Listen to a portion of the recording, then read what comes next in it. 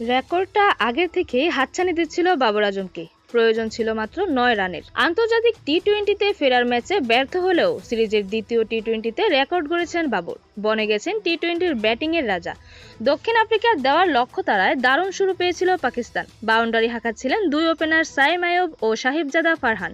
কিন্তু লাহোরের গাদ্দাফি স্টেডিয়ামের গ্যালারিতে শোনা যাচ্ছিল বাবর বাবর স্লোগান। মানে একটাই ব্যাটিংয়ে বাবর আজমকে দেখতে চাচ্ছিলেন পাকিস্তানের সমর্থকেরা। বাবর নামলেন। মুখোমুখি হওয়া প্রথম বলে অসাধারণ এক কাভার ড্রাইভে ৪ মারলেন। গাদ্দাফির গর্জন এবার আরো উচ্চ হলো। এরপর আরো ১১ বল খেলে রোহিতকে ছাড়িয়ে গেলেন। উঠে দাঁড়িয়ে তাকে শ্রদ্ধা জানালো গাদ্দাফি স্টেডিয়ামের ভরা গ্যালারি। ১৮ বলে ১১ রান করে অপরাজিত ছিলেন বাবর। আন্তর্জাতিক টি-টোয়েন্টিতে বাবরের রান এখন ১২৩ ইনিংসে ৪,২৩৪ রান। আন্তর্জাতিক টি-টোয়েন্টি থেকে অবসর নিয়ে ফেলা রোহিতের রান ১৫১ ইনিংসে ৪,২৩১।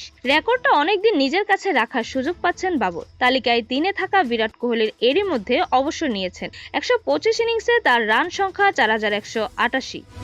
তালিকা পরের নামটা জস বাটলারের। ইংলিশ এই তারকা ১৪৪ ইনিংসে করেছেন ৩,৮৬৯ রান। শীর্ষ ৫-এর সর্বশেষ ব্যাটার আয়ারল্যান্ডের পল স্টার্লিং। ১৫৩ ম্যাচে ৩,৭১০ রান রয়েছে তার নামের পাশে। বাবরের রেকর্ডের দিনে সহজ জয় পেয়েছে পাকিস্তান। রান তাড়া করতে নেমে ৪১ বলে বাকি থাকতে ৯ উইকেটে লক্ষ্যে পৌঁছে গেছেন তারা।